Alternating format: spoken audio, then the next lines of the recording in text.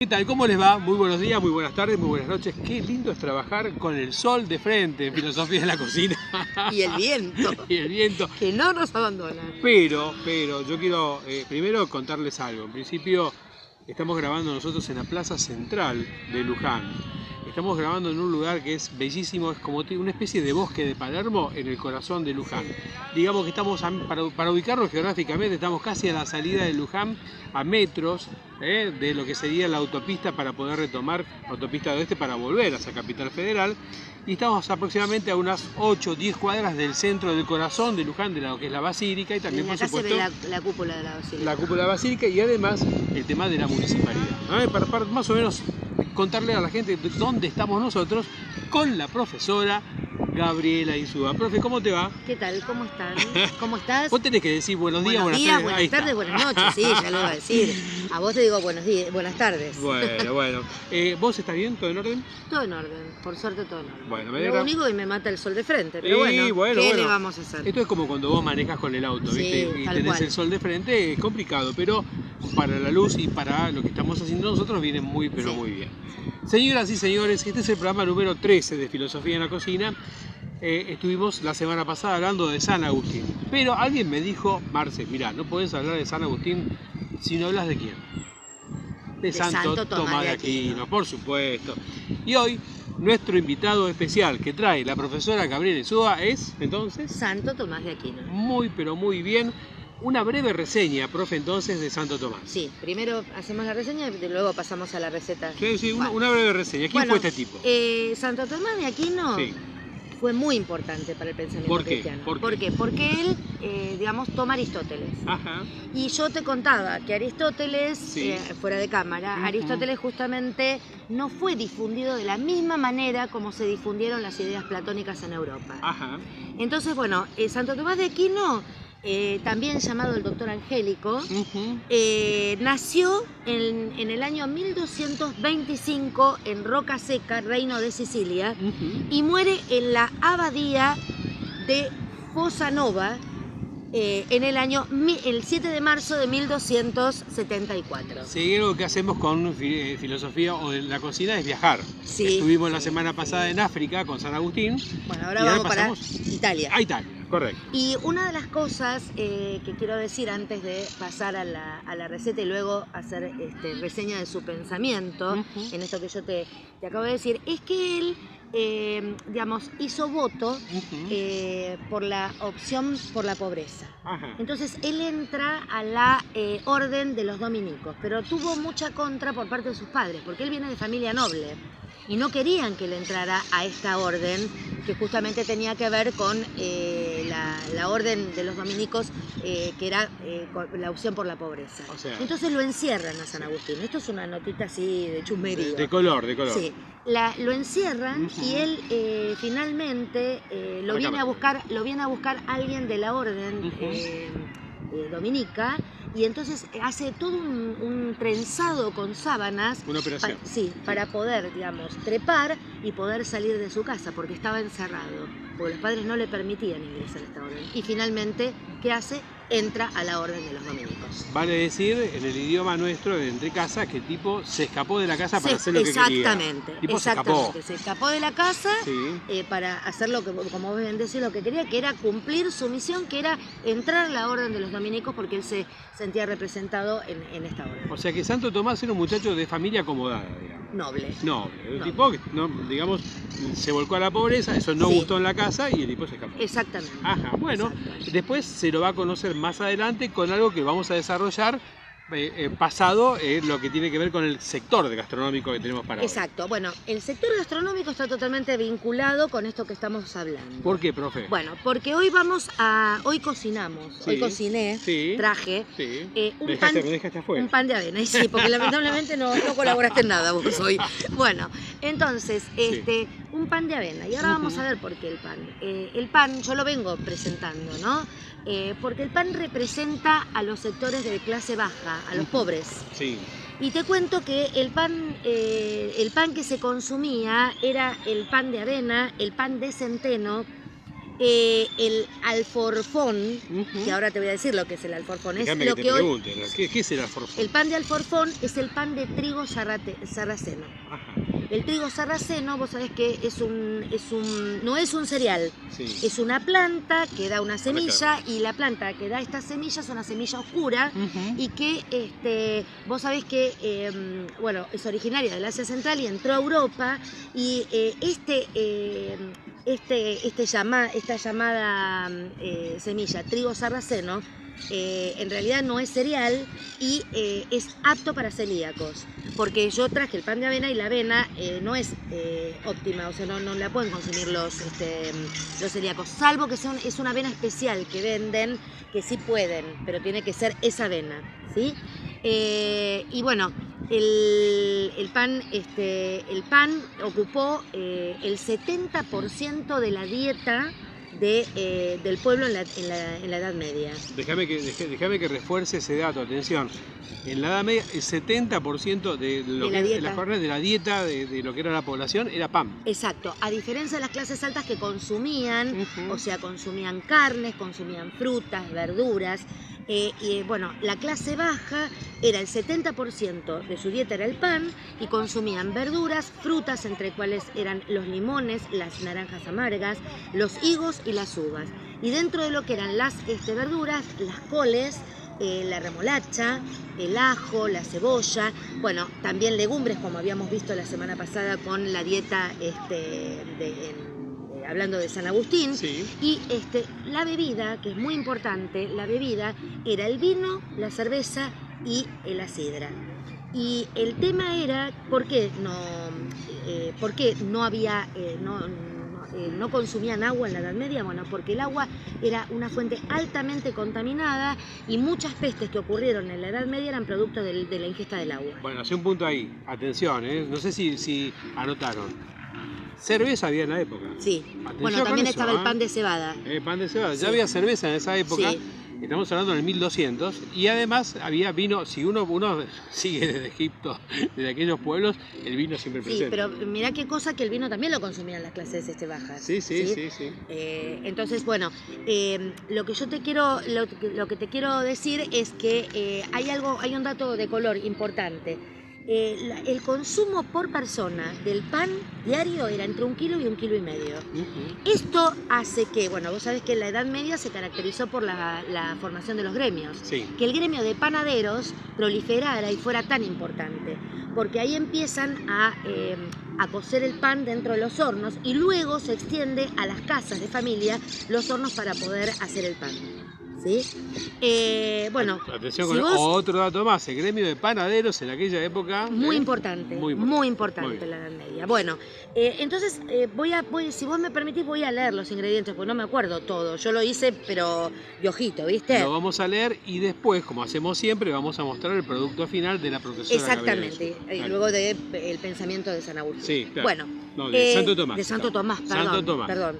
Bueno, 300 gramos de copos de avena Ajá. lleva esta receta, 100 gramos de harina de avena. Tomen Yo nota. le puse 5 cucharadas para darle consistencia de harina integral. Es Ujú. opcional, si no lo quieren poner, ¿Por pueden qué hacerlo directamente no vas con harina. contando los ingredientes y le vas explicando a la gente lo que vas haciendo? Bueno, entonces, las 5 cucharadas opcional de harina integral, 300 centímetros cúbicos de agua, Sí, 10 gramos de levadura fresca, sí. 1 cucharada de tomillo opcional, yo no le puse, 2 cucharadas de mix de semillas opcional, porque en realidad el pan de avena en la Edad Media era pan de avena, Correcto. nada más. Correcto. Un puñado también opcional de pasas de uvas rubias y negras, Pasa de duda que a mí no me gusta. bueno, 1 cucharadita de sal y aceite de oliva o girasol o neutro. El molde aproximadamente tenés un molde, yo lo hice en un molde rectangular de 24 por 10 por 8. Ujú. ¿Qué vamos a hacer primero? El primer paso es mezclar los copos con la harina de avena, Sí.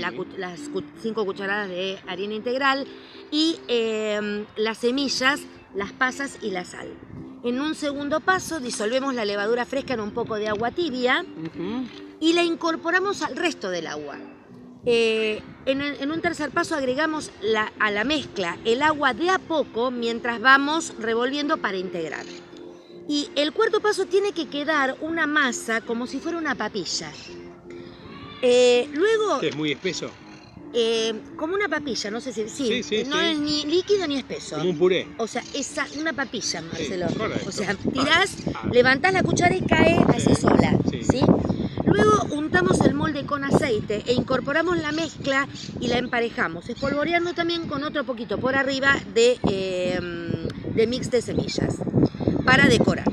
Tapamos con un papel film o con un paño limpio y dejamos reposar 30 minutos. Luego lo llevamos a un horno precalentado. Primero lo ponemos a 220 grados 10 minutos y luego lo bajamos a 170. Es conveniente entonces precalentar el horno, ¿sí? Correcto. Y luego, para comprobar si está listo, lo que hacemos es introducir un palillo o mismo un cuchillo en el centro. Si sale seco, se le apaga el horno. Caso contrario, se lo deja 10 minutos aproximadamente más, porque en total son 50 minutos. Pero puede ser entre 50, 55 o 60 minutos, depende del horno. Todavía nosotros no lo probamos porque está intacto. Está intacto, no lo cortamos. No lo cortamos. Dejamos enfriar unos minutos antes de desmoldar. Y bueno, hay que esperar a que esté bien frío antes de cortarlo, ¿no?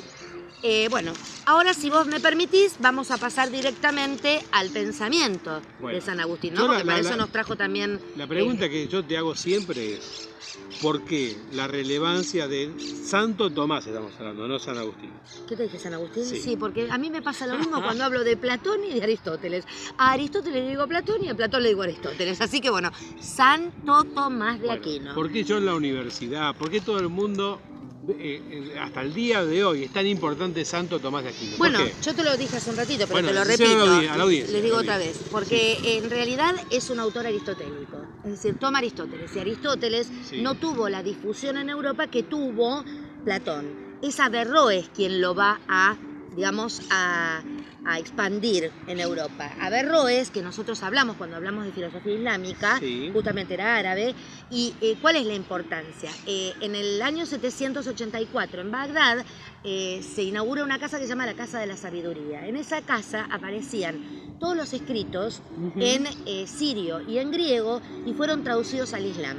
Entonces Averroes, o sea, es el que se encarga de expandir Aristóteles en Europa, porque él luego hace la traducción del Islam al latín. Bueno, vuelvo a preguntarte en forma inquisitiva, como hace cualquier periodista. ¿Por qué se lo conoce así tan relevante a lo largo de los años a Santo Tomás de Aquino? Porque Santo Tomás ¿Cuál es su idea, digamos, central? Bueno, porque la idea justamente de San Agustín, de Santo Tomás, es, él perteneció a la Alta Edad Media y bueno, es uno de los grandes filósofos y teólogos del siglo XIII. Correcto. ¿Sí? Entonces por eso es tan importante y porque además cristaliza todo su pensamiento cristiano a partir del pensamiento aristotélico. Tema de examen para Marcelo Matar cuando estuvo en la UCA es las 4 vías de Santo Tomás de Aquino. Sí, pero antes de eso yo te quería decir, su gran maestro fue San Alberto Magno. Sí, bueno, nuestra sede de la UCA. Quienes los dos juntos convierten el pensamiento de Aristóteles en un pensamiento cristiano. ¿Sí? Hay un intento parecido que había hecho justamente Averroes en convertir el pensamiento de Aristóteles en el Islam. Sin embargo, Averroes siempre toma partido por Aristóteles, mientras que Santo Tomás no. Es decir, cuando aparece alguna contradicción, algo que puede llegar a contradecir desde el pensamiento aristotélico el dogma cristiano, él en realidad aboga por el pensamiento cristiano, a diferencia de Averroes. Perfecto. Bueno, Santo Tomás va entonces a optar por el pensamiento cristiano, ¿no? Bueno, y así por ejemplo, para Aristóteles el primer motor es, digamos, el primer motor de Aristóteles no creaba el mundo. En cambio, el primer motor para Santo Tomás sí crea el mundo, ¿sí? Para Aristóteles el alma es material. Sí. Para Santo Tomás el alma, el intelecto agente es inmaterial, o sea, es inmortal. Correcto. ¿Sí? Y además es individual. Esto quiere decir que el alma es inmortal, ¿sí? Y que además depende de cada uno de los seres humanos. Es individual. Perfecto. Bien. Luego, digamos que uno de los elementos principales de la filosofía de Santo Tomás fue demostrar la existencia de Dios. Y él, ese es el tema central. Bueno, él elabora una obra, que es su gran obra, que es la Suma Teológica, en donde él va a dar 5 vías que él las llama las 5 vías racionales de la demostración de la existencia de Dios. Perfecto. Bueno, ¿cuál es la primera vía? Bueno, la primera vía justamente, que la toma de Aristóteles de la teoría del motor inmóvil, es la vía del movimiento. Y según Santo Tomás, todo movimiento es causado por algo anterior. Se necesita un primer motor que mueva sin ser movido, ¿sí? O sea, él no es movido por nada. Este primer motor para Santo Tomás es Dios. Para Aristóteles no es Dios, porque además hay que aclarar una cosa para que todo el mundo entienda. Aristóteles era antiguo, Aristóteles era politeísta, creía en muchos dioses, por lo tanto no tenía la concepción monoteísta del Dios cristiano. Entonces, cuando él piensa en ese primer motor inmóvil, lo está pensando en función del cambio de movimiento, es algo físico. Correcto. No, digamos, de carácter ontológico o desde la teología, desde un lugar netamente espiritual, ¿no? O metafísico, desde el lugar de la filosofía. O sea que esa es la primera diferencia con Aristóteles. Exacto. La segunda vía es una vía, él la llama la vía de la causalidad, y es un argumento muy parecido a la primera vía. Es decir, una causa es causada por una anterior. Es decir, lo que dice Santo Tomás es entonces que necesitamos una primera causa, ¿sí? Y esa primera causa, que sea causa de todo lo que existe, para Santo Tomás es Dios. Segunda prueba de la existencia. Luego tenemos, en esta segunda vía, en la vía de la causalidad, Aristóteles no la plantea, ¿sí? Pero él la plantea a partir de ese primer argumento de la teoría del motor inmóvil de Aristóteles y de la primera vía, que es la vía del movimiento. La tercera vía es la vía de la contingencia. ¿Vos sabés lo que significa la palabra contingencia? Contanos, bueno, la palabra contingencia, y esto va para todos, significa hoy es, mañana deja de ser. O sea, tiene principio y tiene fin. Por eso nosotros somos seres contingentes, porque nacemos y morimos. Bien, la contingencia es aquella particularidad de la no necesariedad de un ser, ¿sí? Es decir, un ser es contingente cuando no es necesario. Para justamente Aquino, el hecho de que todos los seres del universo sean contingentes, es decir, no necesarios y que puedan no existir, no da sentido de continuidad al universo. Entonces necesitamos un ser que exista a la par del universo. Bueno, ese ser, que es un ser necesario, para San Agustín, para Santo Tomás, es Dios. ¡Ay, Dios! Es tremendo.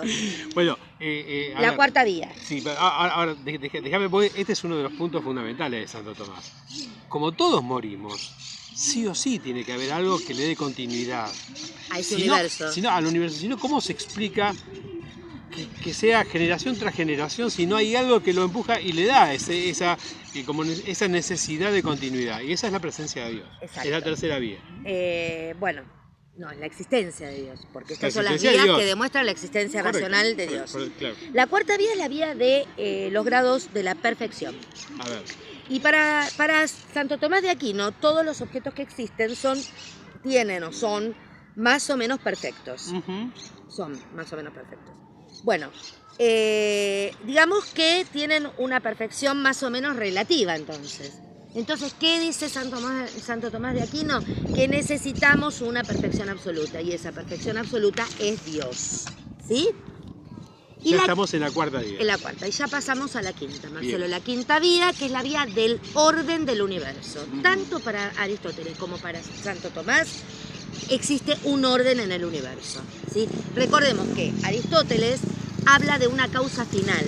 Esa causa final para Aristóteles es que todos los objetos tienen un objetivo que cumplen perfectamente. Entonces el universo está ordenado, porque el mismo Aristóteles dice que la materia no puede ser ordenada por sí misma. Entonces necesita, un ordenamiento. Para Santo Tomás de Aquino, ese orden lo pone Dios. Lo da Dios. Por lo tanto, es otra de las muestras de la existencia de Dios. Algo que te quiero decir. Déjame sacar una mínima conclusión también de la importancia de lo que fue Platón y Aristóteles en la historia. Porque estamos en el 1200 y seguimos nosotros tomando las ideas de ellos. Totalmente. Para la filosofía clásica, Platón y Aristóteles han sido fundamentales. Pero te voy a contar algo. Para finalizar, hay Dale. otro elemento del pensamiento de Aristóteles que es corregido o cambiado por Santo Tomás. Ese elemento es la idea del hecho de que existe una esencia, ¿sí? El concepto de un ser no implica que ese concepto tenga que existir. Y acá esto lo plantea Santo Tomás, ¿no? Que el concepto de ser no implica que, digamos, ese concepto tenga que existir. Ajá. Y acá es un ataque directo que Santo Tomás, no un ataque, sí, ponele, es un ataque directo que Santo Tomás critica el argumento ontológico de San Abelardo, si digo bien. ¿Por qué? Porque justamente él decía que de San Anselmo, no San Abelardo. Hoy estoy con los santos que se me chipotean. De San Anselmo, ¿no? Y acá es una de las cuestiones que dice que, no debe darse esta cuestión de que el concepto de Dios tenga que, digamos, coincidir con la existencia de Dios, porque él justamente hizo toda una demostración a través de las 5 vías racionales de la existencia de Dios. Es decir, no hace falta que lo veas. Eso es lo que te está diciendo. No hace falta que lo veas. A ver, si nosotros sabemos que Dios... Creemos por la fe, creemos justamente... Me diste el pie, porque sí. Acá claramente continuamos con toda la línea que se inicia con la patrística, los padres de la iglesia, fe y razón, y se continúa a lo largo de toda la Edad Media. O sea, allá donde la razón ya no puede dar explicación, entra la fe. Entonces, Dios es algo que no tocamos, no lo vemos, es intangible, pero para Santo Tomás tiene existencia. No es una idea. ¿Terminó, profe? Que tiene que coincidir con la existencia. Qué difícil fue hoy, ¿eh? En la mezcla con San Agustín fue terrible. Pero yo creo que fue uno de los grandes, Santo Tomás fue uno de los más grandes también en la historia de la filosofía, y lo trajimos como pudimos porque hoy en la plaza pasaron motos, sí. Se están bañando los chicos aquí aprovechando la época de la primavera, a pleno sol en Luján, una calecita cerca, de todo tenemos la verdad, pero bueno, sí. valió la pena estar, profe. Sí, la verdad que sí, aparte es un día soñado. Así que bueno, ¿Algo más o vamos directamente a mostrar el producto? Ya cerramos final. Y vamos a mostrar entonces. Sí, los papeles, los papeles. Vamos a mostrar, porque se van a volar, sí, vamos a mostrar aquí el producto final, que es el pan que trajimos, y te voy a dar a vos el honor de cortarlo. Bueno, vamos a mostrarlo primero, ¿me permitís? Sí, cómo no. Ahí está, lo voy a subir. Ahí está. Podemos mostrar la cámara. Bueno, las semillas es todo opcional, porque el pan de avena se hacía con la avena. Lo voy a torcer también, ahí está, lo mostramos en cámara, primer plano, ahí está, lo vamos a ir cortando. Salió espectacular, ¿no? Salió espectacular, muy bien. Yo porque como hay un poquito de viento, si movemos la cámara para tomar el primer plano, lo que vamos a cortar ahora se va a mover todo, va a salir un desastre. Despacito. Entonces, a ver, ahí estamos en la primera porción, en Luján, este sábado a la tarde, casi a las 4 de la tarde, en el medio de una tarde soñada. Ahí está, en la primera porción. ¿Sí? Ahí, voy a cortar otra parte más. Sí, la mitad. Ahí está, muy bien. Lo probamos. Salud. Salud. Ahí está, en la cámara. Miren qué rico, ¿eh? A ver. Vamos. Espectacular, gente, háganlo. Háganlo. Muy bueno. Y estamos recordando a Santo Tomás con este plato riquísimo, este pan excelente, en esta tarde hermosa de primavera. Bueno, ¿Algo más? Nada más. Felicitaciones. Bueno, muchísimas gracias. Un gran beso a Gaby Russo y a Claudia Bustamante, quienes todas las semanas los saludamos porque, generosamente me han dado el espacio en Comunas AM por Radio Belgrano todos los días desde el martes al día viernes. Yo salgo los martes una vez por semana en el micro de filosofía en la cocina en Comunas AM. En Comunas AM, conducción Gabriel Russo. A todos les agradecemos mucho y desde ya, por supuesto, sigue pasando motos. Les agradezco mucho. Voy a pasar la mano por aquí por la cámara, así nos despedimos y les dejamos un fuerte abrazo a todos desde ya. Muchas gracias por estar con nosotros hoy en esta tarde en Luján, provincia de Buenos Aires. Vamos, dale.